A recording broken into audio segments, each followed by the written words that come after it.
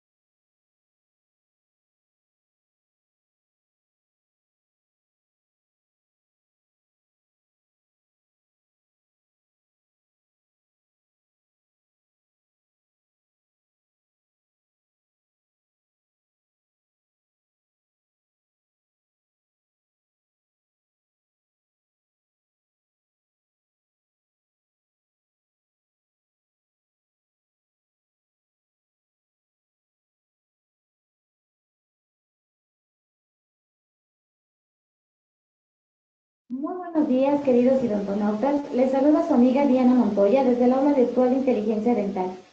El día de hoy con una interesante conferencia patrocinada por nuestros queridos amigos de Trauma. Es un gusto para mí presentarles a la cirujana dentista Fernanda Villalba. Muy buenos días, doctora. Bienvenida. Dejo a los idontonautas con usted. Hola, ¿qué tal? Buenos días. Es un gusto saludarlos.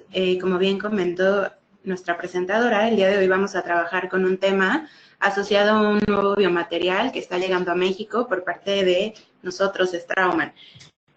Como introducción me gustaría comentarles que, bueno, creo que es muy importante pensar en cuántas veces ustedes mismos han realizado una extracción dental. Si realmente lo pensamos, tal vez sea uno de los tratamientos más frecuentes que existan en el medio. Hace unos meses, en una promoción internacional de un congreso grande llamado Europerio, un autor en particular llamado Frank Schwartz mencionó un dato que en lo particular me llamó mucho la atención. Él mencionó que en Alemania aproximadamente se hacen más de 13 millones de extracciones al año. Esto me dejó pensando mucho, puesto que si ustedes consideran lo mismo que yo, pues Alemania es un país que cuenta con seguros dentales, que cuenta con atención a una gran parte de su población, cosa que nuestro país no tiene. Por lo tanto, me queda mucho la duda de si esto sucede en un país de primer mundo como lo es Alemania, cuántas extracciones dentales se realizarán al año en México. Desafortunadamente, este es un dato que aún no tenemos registrado.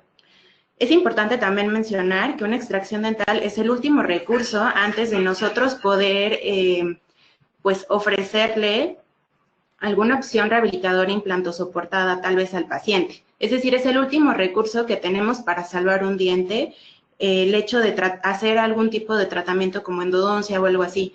Sin embargo, cuando nosotros, por alguna situación, ya sea del pronóstico del diente o alguna situación, pues incluso de condición de salud sistémica del paciente, es necesario extraer el diente, debemos saber que existen condiciones que van a provocar cambios en la calidad de vida de nuestro paciente, cambios en su autoestima, cambios en su seguridad social. Entonces, es muy importante entender que cuando nosotros extraemos un diente, realmente estamos pues cambiándole una función, una condición, digamos, de autoestima al paciente, una condición psicológica, y es importante entonces, independientemente de lo que pensemos o la razón que hayamos tenido para extraer el diente, considerar cómo vamos a rehabilitar ese diente perdido. Desde este punto de vista también es importante mencionar que cuando nosotros extraemos un diente, pues entonces vamos a enfrentarnos a una cierta situación biológica o a una cascada de eventos que suceden de forma local en el sitio. Este proceso o esta cascada suele ser irreversible, ¿sí? Y básicamente estamos hablando de cambios entonces dimensionales en lo que es el proceso o el reborde alveolar. Estos cambios van a ser tanto en sentido horizontal como en sentido vertical. Esto está descrito desde hace varios años, desde 2005 para ser exhaustos, por Araujo y colaboradores, quienes, a partir de un estudio histológico que realizaron en perros, propusieron como objeto de estudio, pues, evaluar justamente estos cambios dimensionales que sucedían en lo que es el alveolo una vez que un diente se ha extraído. Entonces, ellos dividieron su estudio a nivel histológico a lo largo de 8 semanas. En la primera semana, como podemos observar dentro de lo que son los cortes histológicos, vamos a observar la formación de un coágulo y vamos a ver todavía la presencia del bundle bone. El bundle bone nosotros lo conocemos, digamos, en la traducción al español como el hueso alveolar propiamente dicho, y es el sitio exacto en donde las fibras del ligamento periodontal se insertan. Estas fibras en la primera semana aún se conservan y en la parte más superior de la cresta vamos a poder observar lo que son cambios en cuanto a la población celular que rodea el exterior de estas crestas, tanto vestibular como lingual o palatina, y estas células, poblacionalmente hablando, son los osteoclastos. En la segunda semana, nosotros vamos a encontrar que el coágulo que se ubicaba en la porción central, prácticamente abarcando todo lo que era el alvéolo, está empezando a ser remodelado por el woven bone, que es una especie de tejido óseo, pero inmaduro, que no está mineralizado. En la parte de lo que anteriormente era el hueso fasciculado, prácticamente ya no hay presencia de fibras de ligamento, incluso el mismo hueso fasciculado empieza a perderse, y bueno, podemos observar con mayor notoriedad toda esta concentración de población de osteoclastos que se siguen ubicando en la parte más coronal y exterior de las crestas. Entonces, esto es importante porque a partir prácticamente de la segunda semana, nosotros perdemos la totalidad de lo que anteriormente llamábamos alvéolo. De hecho, este mismo artículo menciona que el alvéolo deja de ser alvéolo en el momento en el que el diente se pierde. En ese momento, nosotros debemos de referirnos a esas zonas como procesos o como rebordes alveolares. En la cuarta semana vamos a poder encontrar que este bone bone que teníamos inmaduro se encuentra un poco más pues mineralizado, más maduro, cicatrizalmente hablando, y es aquí cuando empezamos a notar un cambio, una discrepancia en lo que son las alturas de las corticales, tanto vestibular como lingual. Este cambio prácticamente es inminente. Estamos hablando que alrededor de un mes de nosotros haber realizado la extracción, nosotros perdemos altura de cresta. Y esa altura, como todos nosotros sabemos, es muy complicado volverla a recuperar. Y finalmente el estudio de forma histológica termina la octava semana, en la cual vamos ustedes a poder observar cómo la encía está sellando totalmente lo que es la parte más superficial del alvéolo, la porción coronal, está totalmente sellada. Y aquí vamos a notar esta discrepancia en las alturas, tanto vestibular como lingual, aproximadamente de 2 milímetros. Y bueno, todo lo que era el bone bone actualmente ya está mineralizándose hacia un hueso medular, de tipo medular. Entonces, es importante conocer todo esto porque normalmente nosotros tendemos a asociar a que este tipo de características dimensionales solamente suceden en el tejido duro. Y bueno, aunque este estudio concluye que las alteraciones dimensionales son notorias a partir de la octava semana y que estos cambios no nada más suceden en sentido, en cuanto a altura, sino también en sentido horizontal. También es importante mencionar que la encía o los tejidos blandos pues también sufren cambios dimensionales. Esto lo propuso también Yacela en el año 2003 en conjunto con sus colaboradores y bueno, ellos mencionaron que al contrario de lo que le sucede al tejido duro, cuando nosotros realizamos una extracción, el tejido blando o lo que es la encía que rodea esa zona tiende a engrosarse, poco, pero se engrosa, más o menos 0.5 milímetros. Y bueno, también encontraron un dato significativo, que es que cuando nosotros como odontólogos realizamos algún tipo de procedimiento reconstructivo del reborde, llámese preservación de reborde, por ejemplo, entonces este grosor del tejido disminuye un poco más. Entonces, estos cambios dimensionales, tanto del tejido duro como del tejido blando, son fundamentales entenderlos para entonces nosotros poder, pues, dimensionar la situación a la cual nos vamos a enfrentar si nosotros cuando realizamos una extracción dental no hacemos algo por mantener o tratar de limitar lo más posible estos cambios en la arquitectura tanto gingival como del tejido óseo. Entonces, concluyo con esto que una extracción dental no solamente conlleva a cambios en el tejido duro, sino que también conlleva a cambios en el tejido blando y que en conjunto esto lo podemos notar incluso de forma muy severa, como lo pueden ver en la imagen, en pérdidas totales de la arquitectura de los rebordes y situaciones que a nosotros como odontólogos nos ponen en una situación compleja para la rehabilitación. Entonces, si nosotros podemos hacer algo en la consulta por inmediatamente darle una solución previa al paciente antes de complicaciones como esta que ven en pantalla, creo que es muy importante porque independientemente de que el paciente en ese momento tal vez no se vaya a rehabilitar, a lo mejor con un implante o incluso en este caso con una simple prótesis convencional, creo que de todas maneras debemos hacerlo, explicarle al paciente. Cuando nosotros le explicamos al paciente la importancia de poder mantener estos tejidos, los pacientes te dicen, sí, está bien, adelante, acepto. ¿Por qué? Porque nadie quiere más cirugías, nadie quiere más costo, a lo mejor el tratamiento. Entonces, el paciente lo acepta y de esta manera nosotros podemos mejorarle las condiciones. No nada más a nosotros, a lo mejor el paciente se va a otra ciudad, se va a otro país y no sé, después decide rehabilitar esa zona. Bueno, pues qué mejor que haberle ofrecido al paciente la oportunidad de tener tratamientos un poco más sencillos y menos invasivos. Desde este punto de vista, también podemos decir que el mantenimiento de estos tejidos es importante, como mencioné anteriormente, para simplificar entonces todos estos tratamientos. Y bueno, es aquí cuando entra la pregunta, ¿no? O sea, ok, a mí me interesa poder solventar los daños o los cambios dimensionales que va a sufrir el proceso de reborde. Pero existen actualmente una infinidad de biomateriales en el mercado, ¿no? Y entonces a mí me hizo un poco de semejanza con esta situación que a lo mejor se nos presenta un poco más seguido a las mujeres, ¿no? Es como esta parte de qué zapatos me voy a poner hoy. O sea, tengo una variedad de zapatos, tengo una variedad de situaciones que podrían beneficiarme o perjudicarme dependiendo de lo que yo escoja. Entonces, creo que a veces es esto, ¿no? O sea, saber, este material me ha funcionado bien, es cómodo, tiene literatura de sustento y bueno, esto es justamente de lo que vamos a hablar enseguida.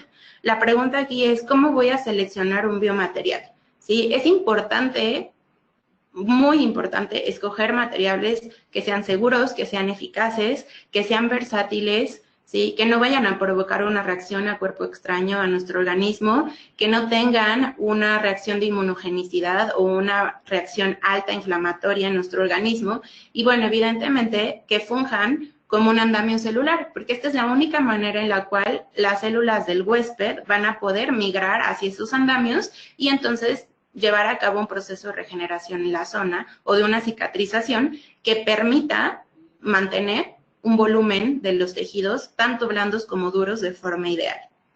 Otra cosa importante es considerar qué particularidades tiene cada biomaterial, ¿sí? Específicamente hablando de los biomateriales que manejamos dentro de la compañía. El día de hoy toca el turno para Colacone y me gustaría recalcar en él una propiedad en particular, que es una propiedad de hidrofilia y también el tiempo de reabsorción. Esto lo vamos a ir manejando a través de las siguientes diapositivas. Colacone como tal es una esponja de colágena, es una de sus principales propiedades es que es hemostática.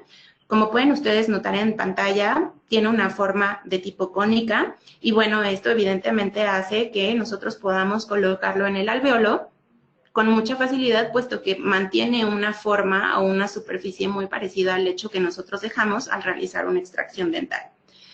En pantalla pueden observar ustedes las dimensiones y bueno, es importante, como les mencioné, decir que es un andamio. Este andamio, como ustedes lo pueden observar en la microfotografía que se encuentra en esta zona, podemos observar que es una imagen vista por microscopía electrónica de barrido. Esta permite que nosotros apreciemos de una forma mucho más didáctica el tamaño de los poros que se encuentra ubicado dentro del material. Esta colágena es derivada de puerco y su estructura, como mencioné, es de forma tridimensional. Su tiempo de degradación aproximado es de 2 a 4 semanas y la forma en la cual nosotros metabolizamos de alguna manera este biomaterial es a través de reacciones enzimáticas. Existen una gran variedad de estudios que se han realizado o que se están realizando en este momento con este biomaterial. Algunos de los autores que están trabajando en ellos son, por ejemplo, Sculian, Ander, Rotamel, y bueno, definitivamente nosotros podemos llegar a ocupar este material en diversas cirugías o diferentes situaciones quirúrgicas. Por ejemplo, elevaciones de piso de seno, en sitios que nosotros recientemente hayamos realizado a lo mejor un tipo de biopsia, como lo pueden observar en esta zona. Esta es una biopsia que se realizó por Punch de un paciente que presentaba líquen plano. También podemos manejarla para la contención del coágulo o mejorar la estabilidad dimensional del coágulo dentro del alveolo post-extracción y finalmente también está indicado para lograr una implantación en tiempo de colocación 2 y 3, que sería una colocación de tipo temprano.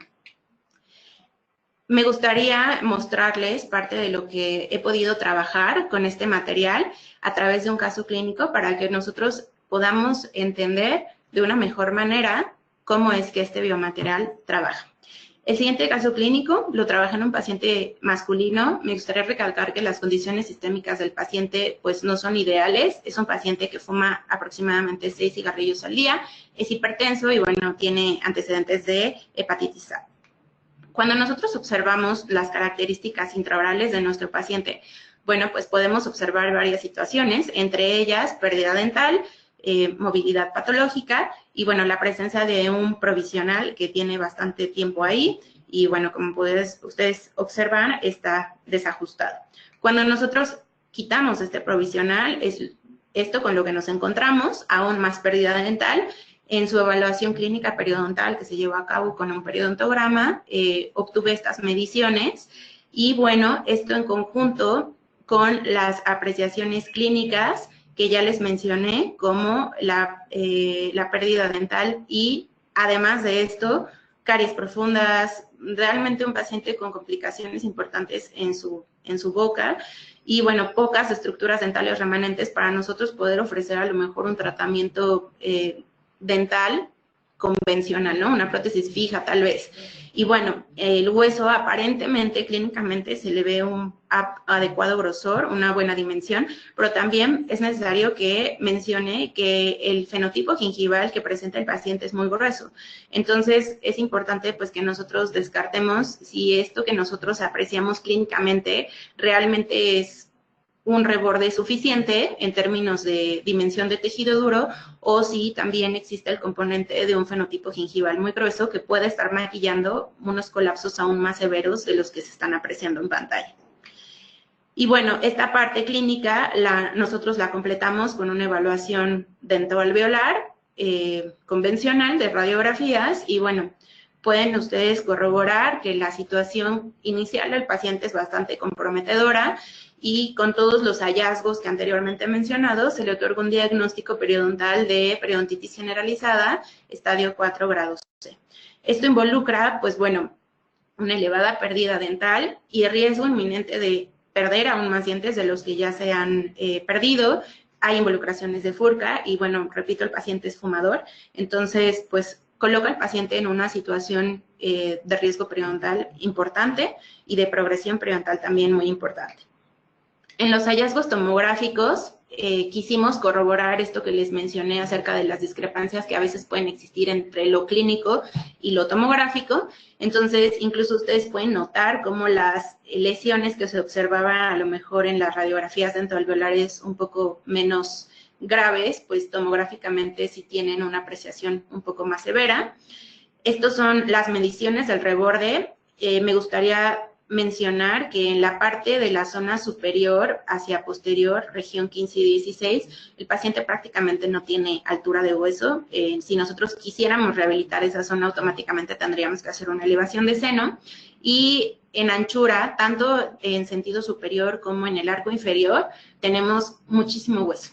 O sea, el reborde del paciente es un reborde muy ancho, pero desafortunadamente en términos de altura, sobre todo en el sector superior, estamos muy comprometidos. Bueno, pues todo esto se le platicó al paciente, platicamos las opciones de tratamiento que había, obviamente se trabajó en una interdisciplina, puesto que esto es un caso complejo. La interdisciplina la llevé a cabo con la doctora Daniela Suara, es protesista, bucal e implantóloga.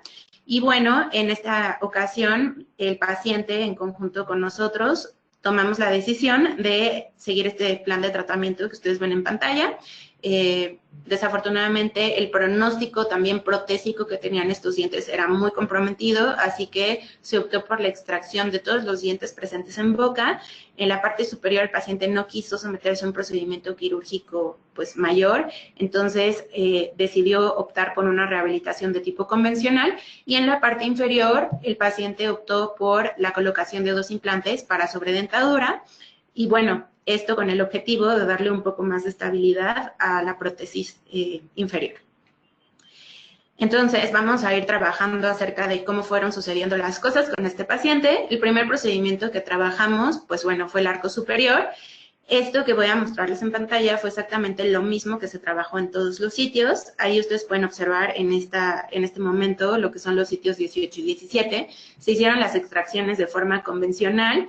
Aquí en pantalla pueden observar lo que son los alvéolos que corresponden a estos sitios previamente mencionados. Y bueno, esta es la colocación del colacón en cada uno de los lechos de reciente extracción que hemos dejado en el sitio. Como podrán observar, el cono se adapta perfectamente a lo que son las características locales de los alvéolos, y también, como pueden observar en pantalla, observamos lo que les mencioné de la propiedad hidrofílica. Vean cómo se hidrata perfectamente el cono con la sangre del lecho receptor. Y bueno, esto es el procedimiento que se llevó también a cabo en los diferentes sitios del arco superior.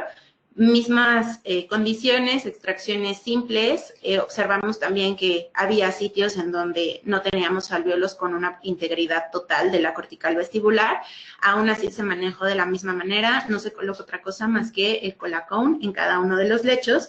Y bueno, esto se aseguraron con un punto en cruz en la mayoría de ellos y se reforzó con puntos simples para tratar de evitar el desalojo de este biomaterial. Y bueno, esta es nuestra sutura final en lo que es el arco superior. Y bueno, este es un inmediato posquirúrgico de la dentadura inmediata con la cual el paciente se fue, ¿no? A veces nosotros pensamos que el hecho de colocarle una dentadura inmediata, pues al paciente resulta muy incómodo y pues sí, probablemente lo sea en el momento de la cicatrización, pero incluso creo que a veces vale resaltar que una imagen vale más que 1000 palabras y la expresión del paciente, pues, de saber que está mejorando no solamente en su cuestión de salud, ¿no? A lo mejor también el impacto estético que tiene en él, aún con una dentadura convencional, creo que realmente es algo importante de resaltar en esta situación y en este caso clínico en particular. Y bueno, alrededor de 3 meses después, estas son las condiciones que nosotros tenemos a nivel cicatrizado del arco superior. Me gustaría pues recalcar cómo a pesar de que no fue un procedimiento quirúrgico realmente invasivo o tan extenso como a lo mejor haber abierto un colgajo total en lo que es la región vestibular y lingual para hacer todo un proceso remodelado en el arco, quiero que vean las condiciones cicatrizales que fueron de alguna forma pues sí dadas con la ayuda del biomaterial, ¿no? Entonces esto es muy importante y fue algo que me llamó mucho la atención. Y es por esto que quise hacer algo más por este material, ¿no? Me llamó mucho la atención este potencial de cicatrización que tenían las zonas y los sitios que nosotros habíamos trabajado, así que de ese sitio en particular decidí tomar una pequeña biopsia incisional. Me interesaba, me llamaba la atención saber qué era lo que me iba yo a encontrar a nivel histológico acerca de la integración de este biomaterial. Si ustedes recuerdan, yo les comenté que la integración del biomaterial, o más bien la disolución o el metabolismo de este biomaterial, el tiempo de absorción era de 2 a 4 semanas. Sí, estoy hablando de que aquí el sitio en el cual yo tomé la biopsia llevaba 3 meses de haber cicatrizado.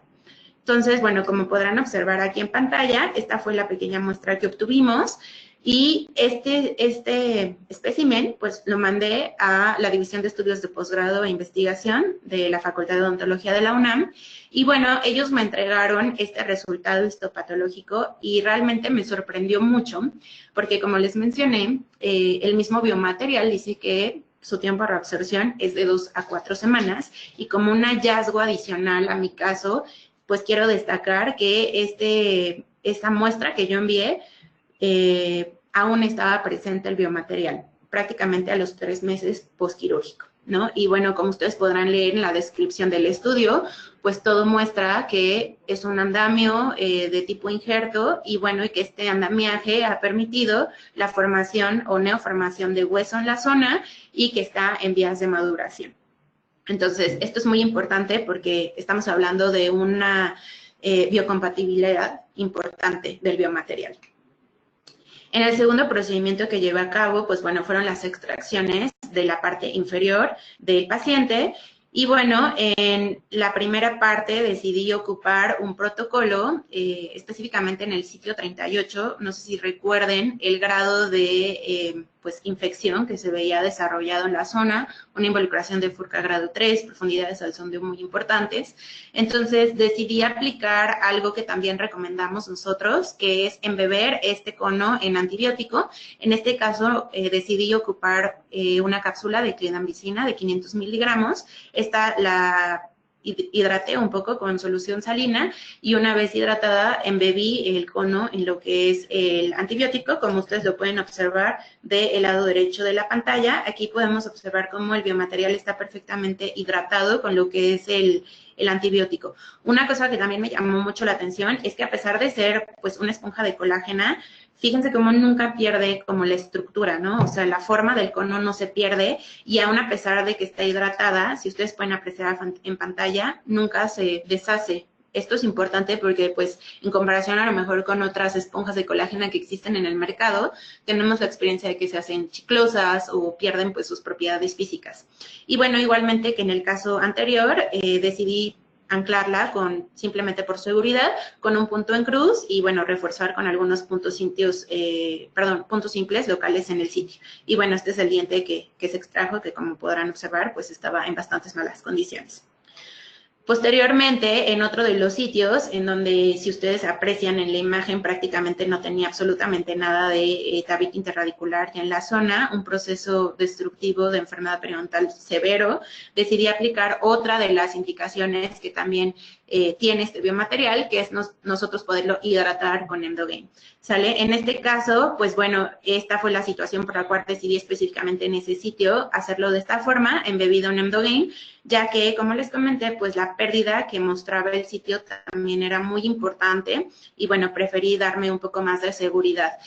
Como ustedes saben, el Emdogain, pues, recientemente se ha descrito también como un beneficio importante en la parte de cicatrización y, bueno, este beneficio se ve potencializado, ya que ustedes saben que el Emdogain pues disminuye la secreción de sustancias proinflamatorias como son las interleucinas 1 y la interleucina 8. Entonces, esto pues quise aprovecharlo a este nivel para poder pues darle una mejor cicatrización y un mejor manejo a esta zona que estaba sumamente dañada. Y bueno, este es el respaldo científico que nos habla un poco de esta hidratación, ¿no? Del Emdogain, que en este caso, bueno, este estudio lo está manejando con Osteogain, que no es otra cosa más que injerto también embebido con Emdogain. Entonces, bueno, creo que es algo de lo que nosotros podemos hacer, puesto que aquí en México aún no tenemos el Osteogain. Y bueno, finalmente en este mismo procedimiento hice la colocación en tiempo inmediato en los sitios 34 y 43 para la colocación de la sobredonteadura. En este caso, pues bueno, también de aquí solamente me gustaría recalcar una cosa importante, ¿no? Nuestras fresas del sistema nos permiten la recolección de hueso autólogo y, bueno, quiero que vean cómo el gap pues se rellena con parte de lo que fue el injerto que ocupé y el hueso obtenido de las fresas. Y bueno, los sitios contiguos también fueron cubiertos con o más bien rellenados con lo que es el cono. Y bueno, esta fue la condición final definitiva de la parte inferior. Y esta es la radiografía inmediata postquirúrgica al día de la extracción y la colocación inmediata de los implantes. Aquí también pueden observar, bueno, cómo corroboramos como no teníamos absolutamente nada de altura en la parte de los senos. La parte superior en relación con la parte inferior fue operada prácticamente con 5 meses de diferencia. Y esto es pues el inmediato postquirúrgico, ya con ambas dentaduras inmediatas, tanto superior como inferior. Y bueno, pues realmente creo que la expresión del paciente dice mucho, ¿no? Es importante entonces pues recalcar que nosotros a veces pensamos que pues solamente trabajamos en dientes, pero en alguna ocasión tuve la oportunidad de escuchar una plática en donde el autor de la plática, de la conferencia, mencionó una frase que me gustó mucho, ¿no? Nosotros cambiamos caras, nosotros cambiamos vidas. Y realmente creo que esto es algo muy importante que a veces no apreciamos, el alcance que nuestro trabajo puede llegar a tener en la autoestima de un paciente. Y bueno, simplemente a manera pues de revisión, me gustaría empezar a cerrar esta parte con que autores como Carson y Persson desde la década de los años 60 pues mencionaron, ¿no?, que los cambios dimensionales no se limitan, como en el caso a lo mejor del artículo de Araujo, que solamente lo manejó hasta las 8 semanas, no se limitan hasta ese tiempo. Los cambios dimensionales incluso pueden llegar a ser a mediano y largo plazo. Este estudio en particular habla de los cambios dimensionales que ocurren incluso a 5 años después de haber extraído un órgano dental. Y del biomaterial me gustaría que se llegaran estos mensajes a casa, ¿no? Pues en relación con lo que ofrece el biomaterial, como les comenté, incluso el hallazgo que pude encontrar a nivel histológico, creo que es un material que tiene pues propiedades muy importantes que nosotros debemos de tomar en cuenta cuando nos toque seleccionar con qué biomaterial pues trabajar un sitio post-extracción. Y bueno, resaltar, porque esto no lo había comentado, que el pH del biomaterial es de tipo neutro y que pues es muy, digamos, eficiente en cuanto incluso al costo. El costo es bastante razonable. Nosotros lo podemos encontrar en empaques de 12, presentaciones de 12 conos, por aproximadamente 2,800 pesos, una cosa así. No recuerdo exactamente el precio en particular, pero no supera los 3,000 pesos. Entonces, 12 esponjas por prácticamente menos de 3,000 pesos, me parece que es un costo razonable bastante importante. Y bueno, como conclusiones me gustaría comentar que simplemente recalcar, ¿no? No olvidar que cuando nosotros extraemos un diente van a suceder cambios y que nosotros tenemos que buscar la manera, si bien no de detener, porque ni siquiera la colocación de un implante detiene estos cambios dimensionales, ni tampoco lo detiene la colocación de un injerto, sí tratar de limitarlos. Y sobre todo entender que no nada más estamos trabajando a nivel de hueso, ¿no? La mayoría de los estudios hablan de hueso, hueso, hueso, no, también hay afectaciones a nivel de tejido blando. Y bueno, también es importante entonces mencionar que cuando nosotros pensamos en extraer un diente, antes de incluso pensar en cuándo vas a extraer el diente, necesitas pensar el cómo vas a devolverle eso que está perdiendo el paciente, la función, ¿sí? Como la masticación, la fonación, pero también la estética, porque al final del día, pues, es importante también para el paciente y debemos empezar a considerar aún más la opinión también del paciente, no sin, pues, mandar a un lado lo que son las evidencias científicas disponibles. Y creo que con esto me gustaría concluir entonces que en Straumann pueden encontrar una muy buena solución en el portafolio de biomateriales para cada uno de los casos clínicos que ustedes tengan. Muchas gracias. Muchísimas gracias, doctora Fernanda Villaga, por esta interesante información que nos compartió el día de hoy. Gracias a nuestros queridos amigos de Straumann, quienes patrocinaron esta interesante conferencia. Les recordamos, queridos odontonautas, que con su conexión en la plataforma GoToWebinar se acredita directamente su CARI y lo verán reflejado en máximo 48 horas.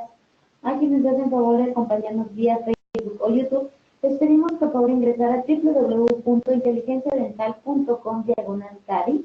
Su constancia de asistencia digital del día de hoy podrán acreditarla con el número 842. Doctora Villegas, si les parece bien, continuamos con la sesión de preguntas y respuestas. Gracias, doctora. Tenemos una pregunta del doctor Daniel Vázquez. Dice, ¿se puede impregnar la esponja con la parte líquida del PRF que se extrae de los bucket tapes?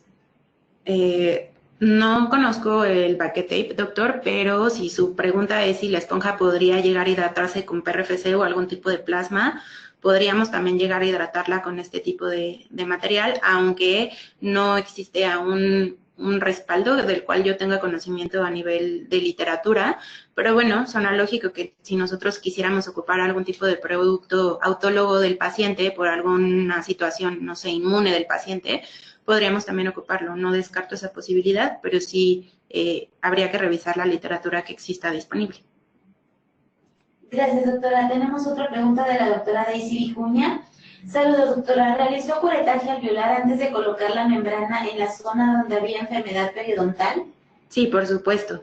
Digo, igualmente a lo mejor por la cuestión pues del tiempo no puedo describir con puntos y punto y punto lo que se hace durante el procedimiento, pero sí en alguna de las imágenes del caso clínico que les mostré, incluso se observaba la cureta o la cucharilla de Lucas haciendo todo lo que es la parte del desbridamiento de la zona. Es muy importante tratar de limpiar a profundidad todo el alveolo, hasta que nosotros no tengamos visión absoluta del alveolo, que está totalmente sano, el tejido que está, digamos, en la porción más apical de lo que es el alveolo, nosotros no podemos colocar ningún biomaterial porque entonces el riesgo de infección puede, pues, aumentar de forma significativa.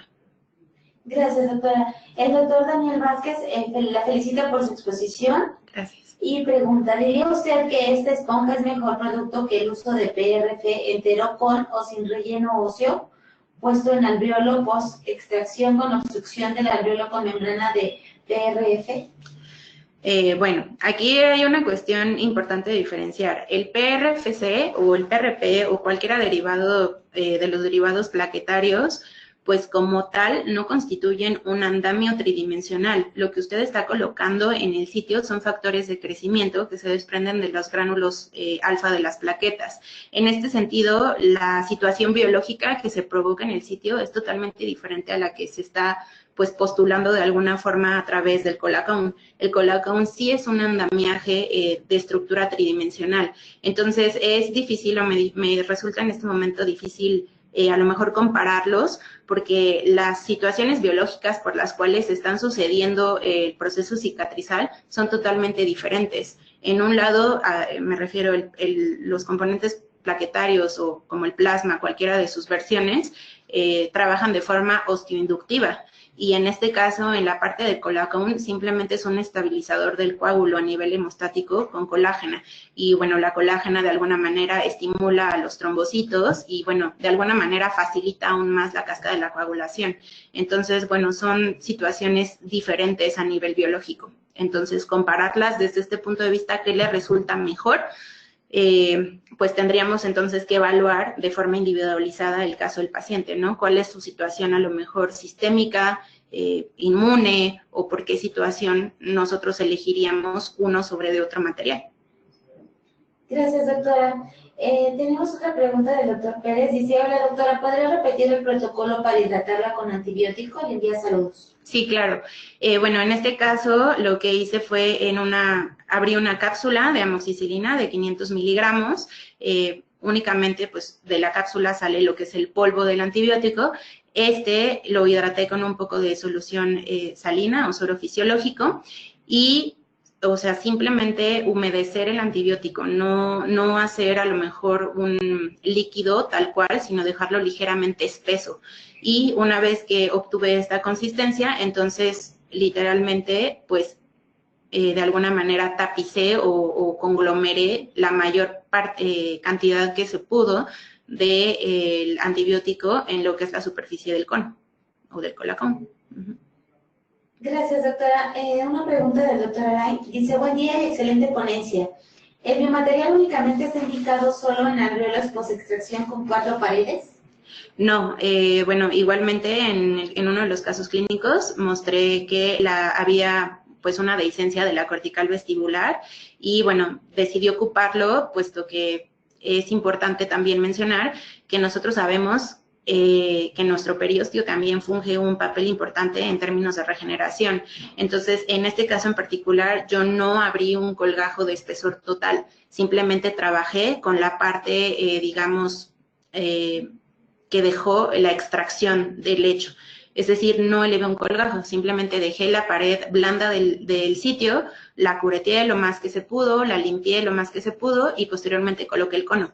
Entonces, desde este punto de vista, creo que gran parte también del proceso y éxito de la cicatrización en ese sitio tuvo que ver mucho con cómo decidí o no aperturar el colgajo. Gracias, doctora. El doctor Octavio Posada pregunta, ¿existe evidencia de si la regeneración del hueso es porcina o humana?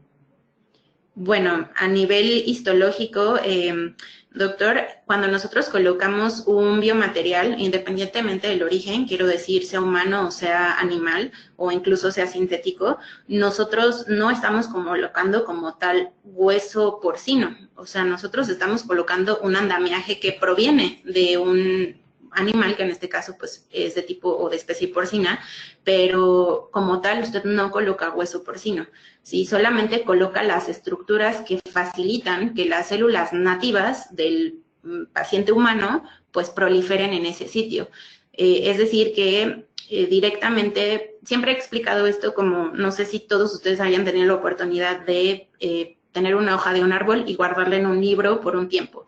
Cuando nosotros volvemos a sacar esta hoja, pueden observar que solamente permanecen en ellas como las estructuras vasculares, pero ya no existe nada del contenido orgánico. Es decir, ya no vemos a la hoja como tal, solamente vemos las estructuras que soportaban lo que era, pues, o lo que nosotros vemos de color verde, ¿no? La hoja. Entonces, siempre he pensado en esta analogía para explicar lo que es un andamiaje. Es exactamente lo mismo. Usted no está poniendo las células del puerquito, usted está poniendo las estructuras que soportaban a esas células del puerquito.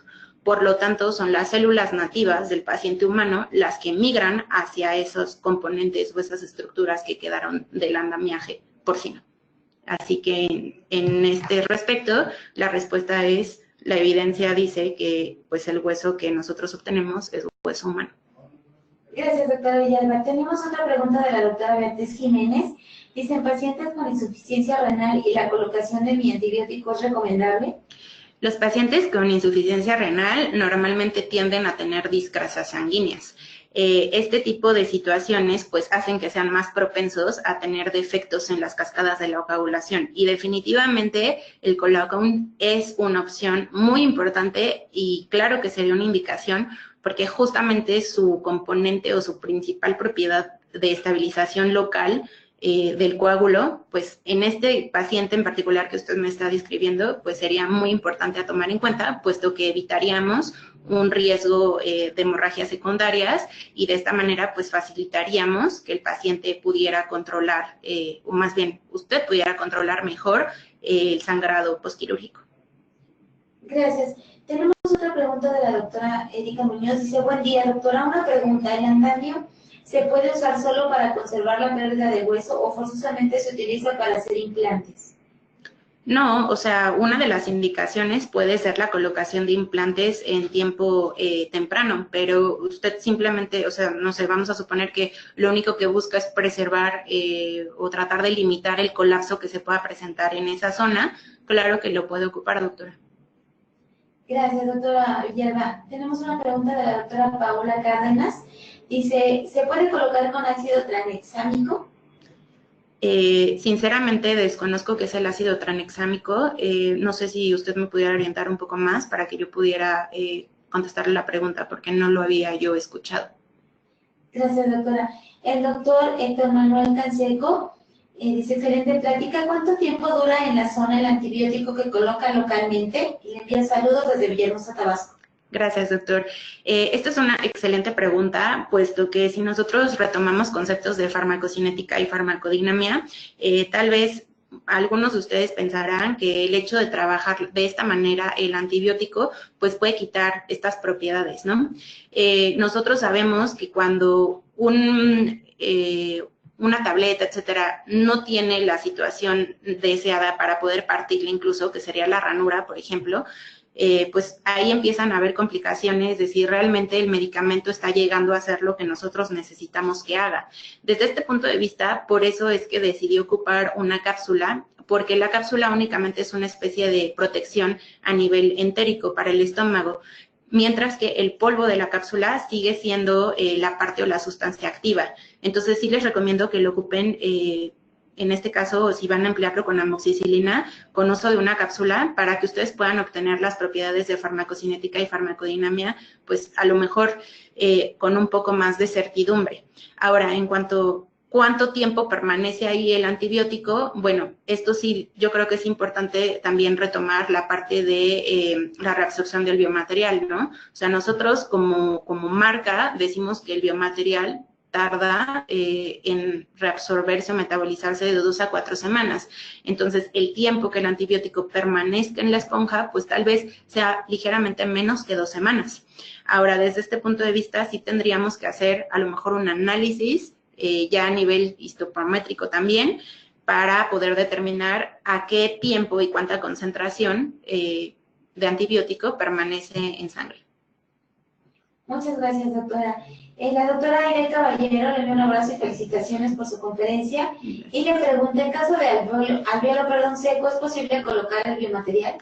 En el caso de un alveolo seco, estaríamos hablando de un alveolo que ya no es, digamos, inmediatamente posextracción. Es decir, que nosotros nos referimos a un alveolo seco cuando el alveolo no tuvo un suficiente pues, suministro vascular en ese momento y, bueno, las características cicatrizales están bastante comprometidas. Este tipo de producto es específico para cuando nosotros acabamos de realizar la extracción. Entonces, tal vez no podría yo decirte que sería una mejor solución de un alveolo seco, a menos que el alveolo seco ya se haya de alguna manera pues trabajado y logrado una nueva recurrencia de sangrado.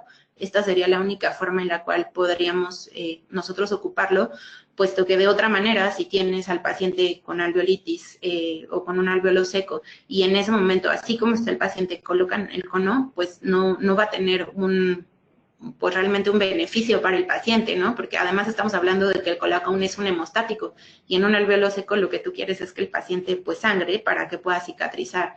Entonces es un poco complicado que sea a lo mejor el tratamiento de primera elección para un alveolo seco. Muchísimas gracias, doctora. El doctor Víctor Ocampo le pregunta, ¿en pacientes diabéticos se puede utilizar para ayudar también al control de la hemorragia? Sí, doctor, es una excelente opción y bueno, me gustaría mucho que ustedes tuvieran la oportunidad de poderlo ocupar en este tipo de pacientes, porque justamente estos pacientes también, como sabemos, tienen alteraciones a nivel de la colágena. Entonces, este tipo de biomaterial definitivamente podría mejorar sustancialmente su proceso de cicatrización. Gracias. El doctor Alejandro Peña pregunta, después de colocar este material, ¿en cuánto tiempo se puede colocar un implante? Es colocación temprana, de acuerdo a ITI, la colocación temprana es aproximadamente desde la semana 4 y hasta la semana 16. Entonces, usted tendría aproximadamente sus lapsos dependiendo de la condición del alveolo, es decir, si tiene la pared vestibular intacta, no sé, en el caso de que fuera un sitio de un molar, no sé si tuvo suficiente amplitud en cuanto a lo que es el tabique interradicular, yo creo que ya sería una cuestión como muy individualizada de cada paciente para elegir, pero sí lo puedo ocupar en colocación tipo 2 o 3. Gracias, doctora. Tenemos una pregunta de YouTube. El doctor Ismael Mancera dice, bueno, le envío un saludo y las felicitaciones. Y le gustaría preguntarle, en casos que no esté indicado la colocación de un biomaterial. ¿En qué casos no está indicado? Bueno, tal vez la sincera y única contraindicación, a lo mejor para pedirles que no ocuparan un biomaterial, sería si y solo si el sitio estuviera demasiado infectado y ustedes consideraran que de tipo, o sea, de forma local no pudieran darle un control, porque pues obviamente el biomaterial correría un riesgo importante para poderse integrar, ¿no? Pero en este caso, bueno, yo me ayudaría, como lo mencioné en el caso clínico, pues empapando esta esponja en antibiótico y además si es necesario y si la infección, no sé, fue muy recurrente o bien fue muy severa, pues incluso con medicación también de tipo sistémico. Gracias, doctora. El doctor Pedro Llanos le dice, ¿cuáles serían las contraindicaciones del uso de este biomaterial? Bueno, es una pregunta que tal vez vaya un poquito ligada a la pregunta anterior, pues al respecto igual, o sea, insisto, a menos que de forma local tuviéramos alguna situación que de forma muy particular nos llamara la atención y tuviéramos nosotros mucho temor de que el biomaterial pudiera contaminarse con algún residuo de alguna infección, bueno, tal vez ahí no lo usaría tal vez como una contraindicación directa, pero sí tendríamos que evaluar, entonces, si preferirían no colocar nada o bien hacer lo que les comenté, ¿no? Del protocolo combinado, de embeberlo en antibiótico y además darle una protección a nivel sistémico. Muchas gracias, doctora. El doctor Daniel Vázquez le pregunta si se puede humedecer con rifamicina. Pues sí, podría ser una opción, pero sin embargo sabemos que este tipo de antibiótico pues no tiene a lo mejor una probada pues mejoría a nivel odontológico. Normalmente este tipo de medicamentos no son de primera elección en odontología. Entonces, pues bueno, en este caso le sugeriría, doctor, que si usáramos medicamentos que a nivel odontológico está demostrado que pues no se tienen acción en lo que es incluso concentraciones de saliva, ¿no? Como es el caso de la amoxicilina. Muchas gracias, doctora. La doctora Marta Ramírez nos pregunta si puede compartirnos su correo o teléfono para que pueda. Sí, por supuesto. De hecho, justo olvidé pasar la última diapositiva. Aquí tienen cualquiera de mis datos de contacto. Sí, claro. Aquí pueden ustedes encontrar lo que son mis redes sociales, si gustan regalarme un like. Y también pueden encontrar lo que es mi correo electrónico, por si es que ustedes gustan enviarme algún comentario, alguna duda, o si bien quisieran que yo compartiera algún tipo de información de artículos o algo que haya mencionado, adelante. Gracias, doctora. Tenemos un comentario de la doctora Trampe. Dice, buen día, excelente ponencia y sobre todo fundamental para lograr el éxito en tratamientos de periodoncia. Le envía saludos desde Chiapas. Muchas gracias. Tiene también saludos y felicitaciones de la doctora Jessica Delgadillo, que lo están viendo en la ULA Campus Norte. Muchas gracias. También felicitaciones de muchos lugares. La doctora Gabriela Cifuentes le manda un abrazo y felicitaciones por su conferencia. Muchas gracias. Qué bueno que esto ha sido de su agrado. Pues muchísimas gracias, doctora Fernanda Villalba, por esta interesante información. Agradecemos mucho su presencia y agradecemos a nuestros queridos amigos de Strauma. ¿Quiere despedirse de la ciudadana, doctora? Pues les agradezco muchísimo su tiempo. Espero que esta información les sea útil y bueno, me dará mucho gusto si es que alguien tiene algún otro comentario que me lo pueda hacer saber. Y bueno, agradezco su atención. Hasta luego. Muchísimas gracias, doctora Fernanda Villalba. Agradecemos a ustedes, queridos odontonautas, que se conectan de todo nuestro país y de países hermanos latinoamericanos. Fue un verdadero placer recibirlos el día de hoy en el ciberespacio. Les agradecemos mucho su tiempo, confianza y preferencia. Nos encantará encontrarles próximamente en esta aula virtual para que disfruten de las interesantes conferencias que tendremos en vivo para ustedes. Se despide su amiga Diana Montoya. Que tengan una excelente tarde. Hasta pronto.